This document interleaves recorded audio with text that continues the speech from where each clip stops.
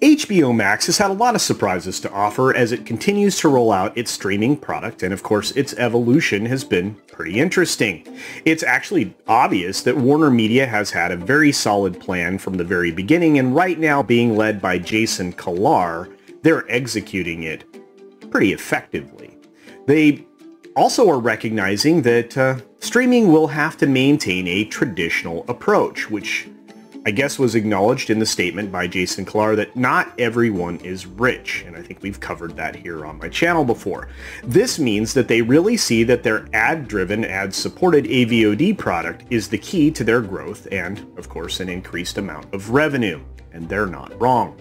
But something even more key has fallen into place when it comes to this type of thing, and that is the fact that yesterday they signed a co-rights deal with the NHL for Turner Sports to broadcast about 72 games. They also have an opportunity to have, I believe, 3 Stanley Cups on their channels. Now, does this indicate the beginning of live sports on HBO Max? Which again was indicated way back in 2019. And what exactly will the ad-supported tier of HBO look like? Well, let's talk about it. Ladies and gentlemen, hiss and foes, welcome to the Culture Casino!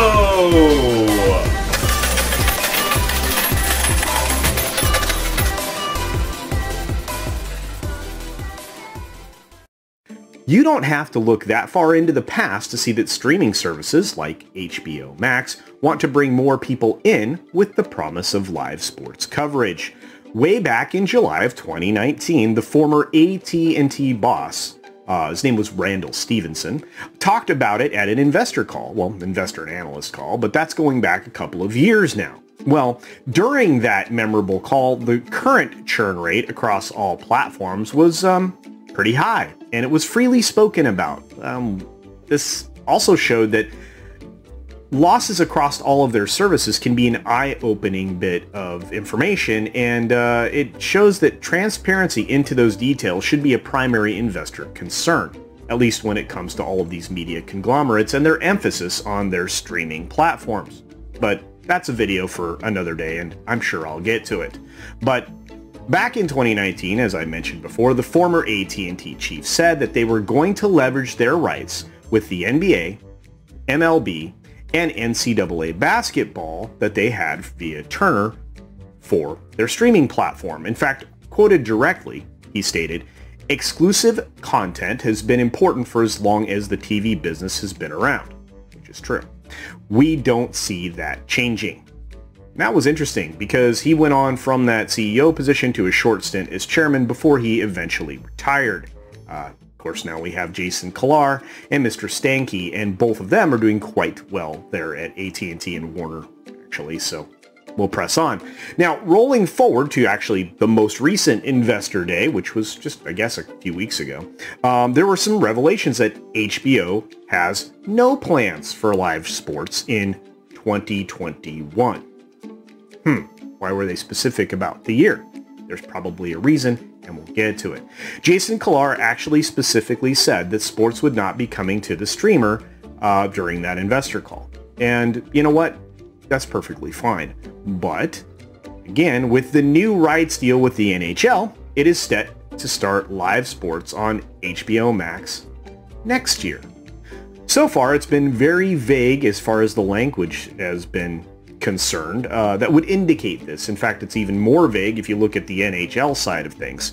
In fact, one of the articles here has written a story on this, and I'll cite this paragraph, and I quote, "The deal predominantly will be for the Turner Sports linear channels, but a somewhat nebulous statement in the NHL statement confirmed HBO Max will gain digital and simulcast rights that won't be available to consumers until later in the agreement."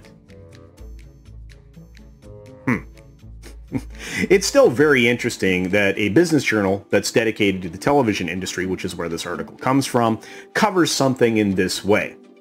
They're being intentionally vague, right? It also speaks to what Warner Media's plans for the future of their AVOD platform or product, what those could be. And of course, the first question is how?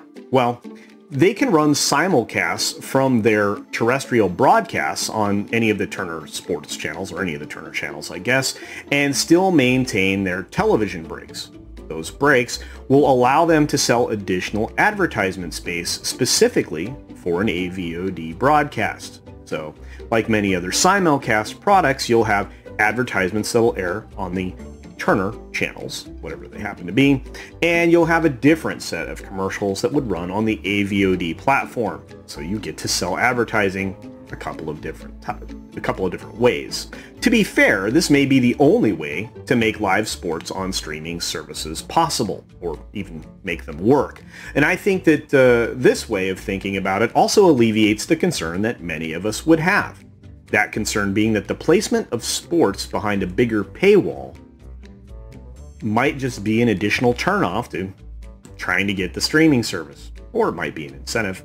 But if you're a hockey fan, do you really want to pay that much more money? Probably not. And actually, this very concern was brought up in my chat today, the 6-Minute Daily that I do on the weekdays, by one of the channel subscribers, Forbidden Ruin.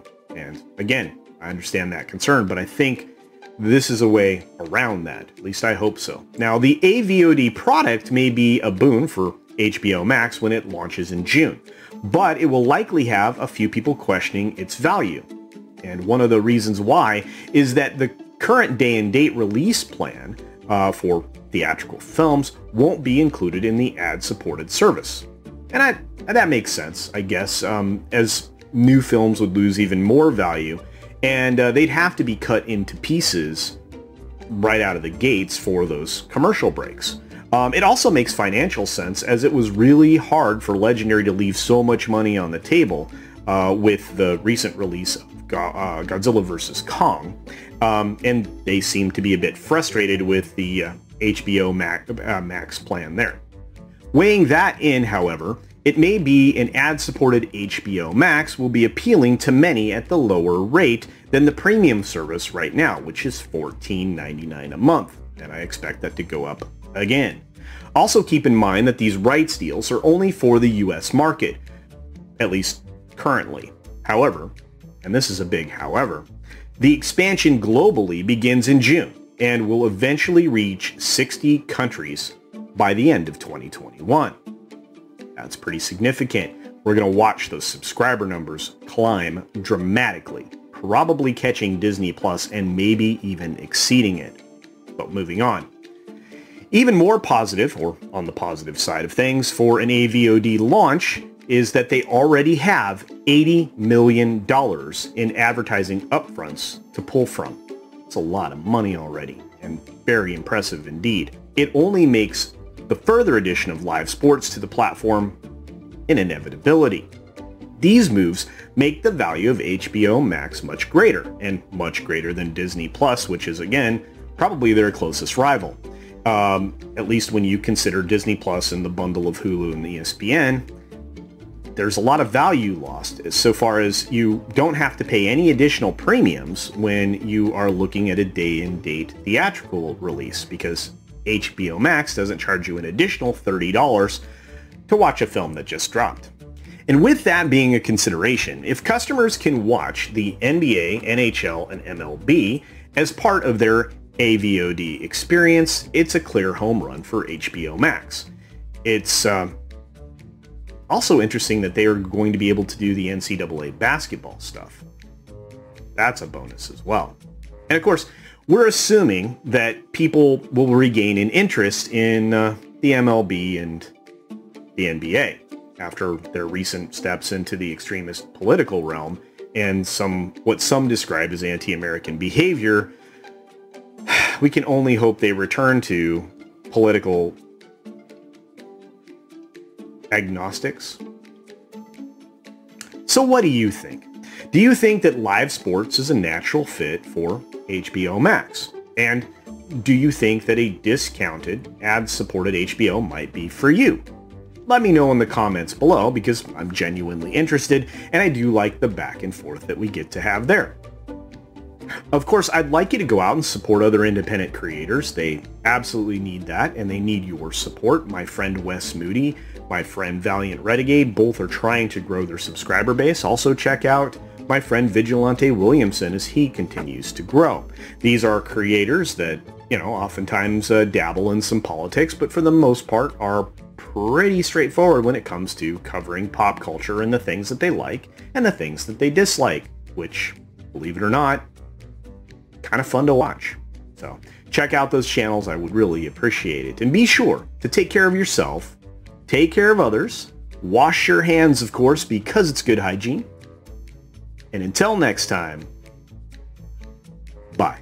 Make sure you're subscribed and hit that for alerts. Yay! Of course, like and share all of the videos that you can, as it helps with the algorithm. Have a great day.